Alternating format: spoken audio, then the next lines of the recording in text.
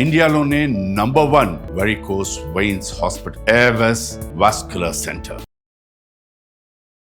నమస్కారం, మీరు చూస్తున్న సుమన్ టీవీ. నేను మీ కీర్తి.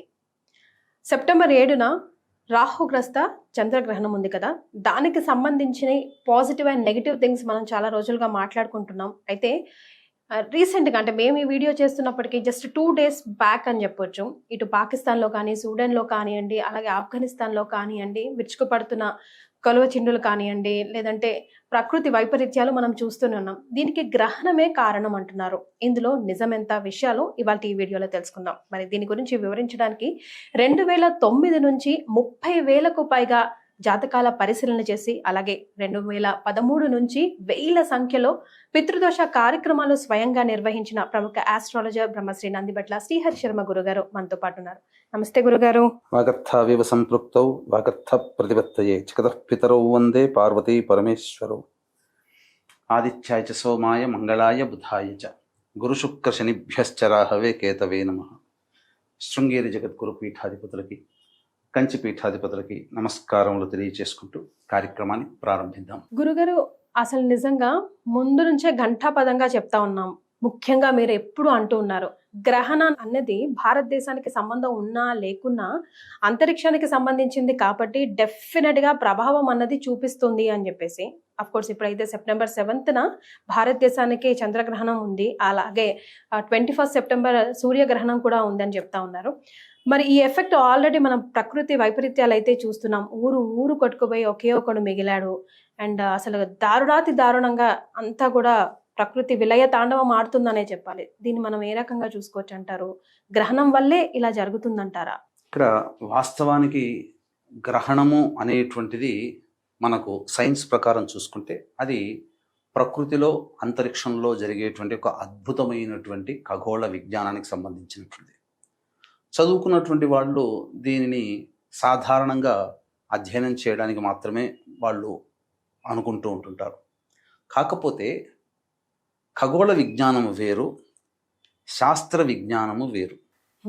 ఖగోళం అనేది ఒప్పుకోవాల్సింది, అది సైన్స్ ప్రకారం వాళ్ళకి జరిగేటువంటిది. సంబంధించిన గ్రహణాలు ఎప్పుడూ ఏర్పడుతూనే ఉంటుంటాయి. కానీ శాస్త్ర విజ్ఞానానికి సంబంధించి చూసుకుంటే అనేక దుర్ఘటనలు అనేటువంటివి కేవలం ఈ యొక్క గ్రహణాలు సంభవిస్తున్నటువంటి తరుణంలోనే, వాటికి ముందు వెనుక ఎందుకు జరగాలి? మిగతా రోజుల్లో జరిగి ఉండవచ్చు కదా. కానీ ఎక్కువ శాతం ప్రమాదాలు 100కి 80% ప్రమాదంలో జరిగిన అంటే మాత్రం ఈ గ్రహణానికి ముందునో వెనుకనో ఉంటాయి. అది కూడా తీవ్రమైనటువంటి స్థితిలో కలిగినప్పుడు. అంటే ఒక్కొక్క రాశిలో ఏర్పడేటువంటి గ్రహణ ప్రభావం ఒక్కొక్క తత్వాన్ని సూచిస్తుంది. ఇది ప్రధానంగా. కాబట్టి ఇప్పుడు మనం చూసుకున్నట్లయితే, రీసెంట్గా మనం చూసుకున్నట్లయితే ఆఫ్ఘనిస్తాన్లో 1వ తారీఖు రాత్రి 1:26 మధ్య కాలంలో భూకంపం ఏర్పడింది. సాధారణంగా 6.1 రిక్టర్ స్కేల్. కానీ చనిపోయినటువంటిది అఫీషియల్గా 1500 పై మాటే, అన్అఫీషియల్గా మనం చెప్పలేము. క్షతగాత్రులు వేల సంఖ్యలోనే ఉన్నారు. వాళ్ళు మళ్ళీ తర్వాత ఎన్ని మరణాలు అవుతాయో తెలియదు. మళ్ళీ అదే గంటల వ్యవధిలోనే, అనగా ఈ 30వ తారీఖు ఆగస్టు ఆ సందర్భంలో చూసుకుంటే సూడాన్లో కొండ చర్యలు, అంటే వరద ధాటికి కొండ చర్యలు విరిగిపడి దానికి ఆనుకున్నటువంటి గ్రామం ఉంటే ఆ గ్రామమే తుడిచిపెట్టుకుపోయింది. కేవలం ఒకే ఒక్కడు మిగిలాడు. మనకు మొన్న విమాన ప్రమాదంలో జరిగితే ఒక్కడు మిగిలాడు, బతికాడు అన్నట్టు, అలా ఒక్కడే బతికాడట. తర్వాత చూసుకున్నట్లయితే ఇప్పటికీ కూడా పాకిస్తాన్ అనేటువంటి ప్రదేశంలో దాదాపు మొన్న వచ్చిన వరదలకి 800 మంది చనిపోయారని చెప్పి రిపోర్ట్స్. అది మన మోదీ గారు దయతో వాళ్ళకి ఇంటిమేట్ చేయడం వల్ల పెను ప్రమాదం తప్పింది. మన వాళ్ళు గనక వరదలు వస్తున్నాయి, గేట్లు ఎత్తేస్తున్నాం అని చెప్పకపోతే పాకిస్తాన్లో చాలా మంది ఇంకా ఘోర విపత్తులకి సమాధి అయ్యేవాళ్ళు. ఆల్మోస్ట్ ఆ ఊర్లు కొట్టుకుపోయే ప్రమాదం కూడా ఉండేది. అన్ని వార్తల్లో చూసాం. కానీ ఇవన్నీ కూడా ఈ 7వ తారీఖు గ్రహణము కేవలం ఒక్క గ్రహణం మీదే ఆధారపడి కాదమ్మా. 21వ తారీఖు రోజున ఏర్పడుతున్నటువంటి చూడామణి సూర్యగ్రహణం కూడా ప్రభావం. ఎందుకంటే శాస్త్రంలో ఏం చెప్పబడింది, ఒకే నెలలో 2 గ్రహణాలు గనక ఏర్పడితే, నెలలు అంటే ఇంగ్లీష్ నెలలు కాదు, మన తెలుగు మాసములు, భాద్రపద మాసంలో పౌర్ణమికి అలాగే అమావాస్యకి 2 గ్రహణాలు. ఈ పౌర్ణమి వచ్చేటువంటి గ్రహణం మన భారతదేశంలో కనిపిస్తుంది, అనేక దేశాలలో కూడా కనిపిస్తుంది. 21వ తారీఖు రోజున వస్తున్నటువంటి సూర్యగ్రహణం న్యూజిలాండ్, ఆస్ట్రేలియా, ఫిజీ వంటి దేశాలు అలాగే అంటార్కిటికా ఖండంలో కూడా ఈ యొక్క ప్రభావం అనేటువంటిది కనిపిస్తుంది. కాబట్టి ఈ యొక్క గ్రహణాల ప్రభావం అనేటువంటిది ఉన్నప్పుడు ముందు పక్షం రోజులు, తరువాత మ్యాక్సిమం దాని ఎఫెక్ట్ కార్తీక మాసం అయిపోయేంత వరకు కూడా దీని ఎఫెక్ట్ పడుతుంది. కుంభరాశిలో కూడా, అది కూడా వాయుతత్వ రాశిలో ఏర్పడుతున్నటువంటి గ్రహణము. ఈ గ్రహణం కూడా మీరు గమనించుకుంటే శని వక్రీకరించి కుంభరాశి వైపు పయనమవుతున్న సందర్భం రాహుగ్రస్త చంద్రగ్రహణం ఇది ఏర్పడుతున్నటువంటిది. కాబట్టి ఈ శని మీద, వక్రీకరించినటువంటి శని మీద పాపగ్రహమైనటువంటి కుజ ప్రభావం కూడా ఉండడం, కాబట్టే కుజుడు భూమికారకుడు, కాబట్టే భూ సంబంధమైనటువంటి విపత్తులు జరిగాయి. కాబట్టి దీని ప్రభావం మనము ఆ ఫాల్గుణ మాసంలో ఏర్పడినటువంటి గ్రహణాల ప్రభావం ఏదైతే ఉందో అది లేక మన దేశంలో కనిపించకపోయినా మన దేశంలో ప్రమాదాలు జరిగాయి. కాబట్టి తప్పకుండా దీని ప్రభావం ప్రపంచవ్యాప్తముగా ఉంటుంది అని మనం చెప్పుకోవచ్చు. మరి ఏ రాసుల వారికి ఎలాంటి ఎఫెక్ట్ ఉండబోతుంది ఈ గ్రహణంది ఒకసారి విశ్లేషిస్తారా గురుగారు? ఇప్పుడు ఏర్పడుతున్నటువంటి సంపూర్ణ చంద్రగ్రహణం ఏదైతే ఉంటుందో అది 9:57 ప్రారంభమై 1:27 వరకు జరుగుతున్నటువంటిది. దాదాపు 3:10 పాటు సుదీర్ఘంగా జరిగేటువంటి సంపూర్ణ చంద్రగ్రహణం ఇది. కాబట్టి దీని ప్రభావము అనేటువంటిది అంటే కుంభరాశిలో ఏర్పడుతుంది. కాబట్టి కుంభరాశిని బేస్ చేసుకొని ఇప్పుడు మనకు ఏ రాశిలో వారికి బాగుండదో మనం తెలియచేద్దాం. కర్కాటక రాశికి అష్టమ రాశి కుంభరాశి, వృశ్చిక రాశికి అర్ధాష్టమ రాశి కుంభరాశి, అలాగే కుంభరాశిలోనే ఏర్పడుతుంది కాబట్టి కుంభరాశి వారికి, మీనరాశి వారికి 12వ స్థానంలో ఏర్పడుతుంది కాబట్టి మీనరాశి వారికి, వెరసి కర్కాటక, వృశ్చిక, కుంభ, మీన రాశుల్లో జన్మించినటువంటి వారికి ఈ సంబంధించినటువంటి గ్రహణ దోష ప్రభావం సంపూర్ణంగా ఉంటుంది. ఏ నక్షత్రంలో ఏర్పడుతుంది? కొన్ని పంచాంగాల ప్రకారం శతభిష నక్షత్రం 4వ పాదం, పూర్వభాద్ర నక్షత్రం 1వ పాదంలో ఈ గ్రహణం ఏర్పడుతుంది. దృగ్గణిత ప్రకారము కేవలం పూర్వభాద్ర నక్షత్రంలో ఏర్పడుతుంది. కాబట్టి ఈ శతభిష, పూర్వభాద్ర, అలాగే పూర్వభాద్ర తర్వాత వచ్చే ఉత్తరాభాద్ర, శతభిషకి ముందు వచ్చేటువంటి ధనిష్ట నక్షత్రం, అలాగే ఈ శతభిష మరియు ఈ సంబంధించినటువంటి పూర్వభాద్ర నక్షత్రానికి అనుజన్మ తారలు కూడా ఉన్నాయి. అంటే ఈ అనుజన్మ తారలు ఉండే రాశులు కూడా ఈ సంబంధించినటువంటి కర్కాటక, వృశ్చిక, కుంభ, మీన రాశిలో కూడా ఉంటాయి. కాబట్టి ఆరుద్ర, పునర్వసు, అలాగే స్వాతి, విశాఖ, వెరసి చూసుకుంటే ఈ సంబంధించినటువంటి ధనిష్ట, శతభిషం, పూర్వభద్ర, ఉత్తరభద్ర, ఆరుద్ర, పునర్వసు, స్వాతి, విశాఖ ఈ 8 నక్షత్రాల్లో జన్మించినటువంటి వారికి సంపూర్ణముగా ఉంటుంది. వీటితో పాటుగా మధ్యమమైనటువంటి రాశులు కొన్ని ఉన్నాయి.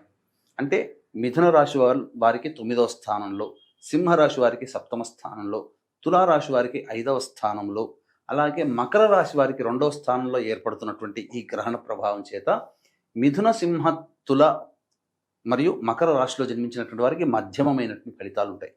ఉత్తమమైనటువంటి ఫలితములు మాత్రం మేషరాశి వారికి, వృషభ రాశి వారికి, కన్యా రాశి వారికి, ధనుస్సు రాశి వారికి ఏర్పడబోతుంది.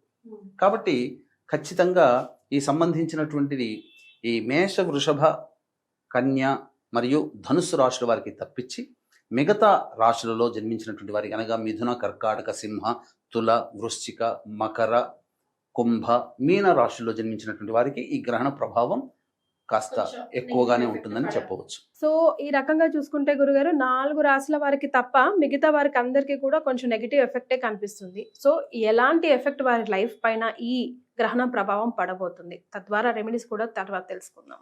తప్పకుండానమ్మా. ఎందుకనంటే ఇది చాలా మందికి మనం ఇంతకుముందు చెప్పుకున్నట్టుగా సైన్స్కి సంబంధించినటువంటిది, అనగా ఈ యొక్క శాస్త్ర పరిజ్ఞానము సాధారణంగా సంపూర్ణముగా లేని కారణం చేత మన హిందూ సనాతన ధర్మంలో పాటించేటువంటి వ్యవహారాల్లో చాలామంది మనల్నే క్వశ్చన్ చేసేటువంటి స్థితి ఉన్నది. మిగతా మతాలలో మనం చూసుకుంటే ఏదైనా చెబితే దాన్ని తూచా తప్పకుండా పాటిస్తారు. అందుకనే వాళ్ళకి డీవియేషన్స్ ఉండవు. ఇక మనం గమనించుకున్నట్లయితే ఈ ప్రధానంగా ఏ రకమైనటువంటి ఇబ్బందికర పరిస్థితులు వస్తాయి? ఎందుకంటే సహజం, ఎందుకంటే మనం ప్రకృతిలో జరుగుతున్నటువంటిది. మనం బియాండ్ ద నేచర్ మనం ఏం జీవించట్లేదు, లేదా ప్రకృతి కంటే మనం గొప్పోళ్ళం కాదు. దేవతలకే తప్పలేదు తిప్పలు, సామాన్యం అర్భకులం మనమెంత, మనం ఏమన్నా దేవుళ్ళమా ఏదొచ్చినా కానీ తట్టుకోగడానికి? కాబట్టి దేవుడని చెప్పుకునేవాడే మరణాన్ని తట్టుకోలేకపోయాడు, మరి మనం ఎంత? కాబట్టి ఇక్కడ సాధారణంగా ప్రకృతిలో మనం జీవిస్తున్నప్పుడు ప్రతిదీ కూడా ప్రకృతితో మమేకమైనప్పుడు మనం కొన్ని నియమాలు ధర్మాలు పాటించక తప్పదు. అయితే ఇక్కడ గమనించాల్సింది ఏంటంటే ఈ యొక్క సంబంధించినటువంటి మిథున, కర్కాటక, సింహ, తుల, వృశ్చిక, కుంభ, మకర, మీన రాశిలో జన్మించినటువంటి వారికి ఈ సంబంధించినటువంటి 8వ తారీఖు రోజున మన పీఠమాధ్వర్యంలో ఈ సంబంధించినటువంటి గ్రహణ దోష నివారణ పూజలు, హోమాలు, అంటే చంద్రుడికి, రాహుకి, శనికి జపము, అలాగే దుర్గా సూక్త పారాయణము, శ్రీ సూక్త పారాయణము, అలాగే సంబంధించినటువంటి రుద్ర పారాయణం కూడా జరిపించడం జరుగుతుంది. హోమాలు కూడా జరుగుతాయి.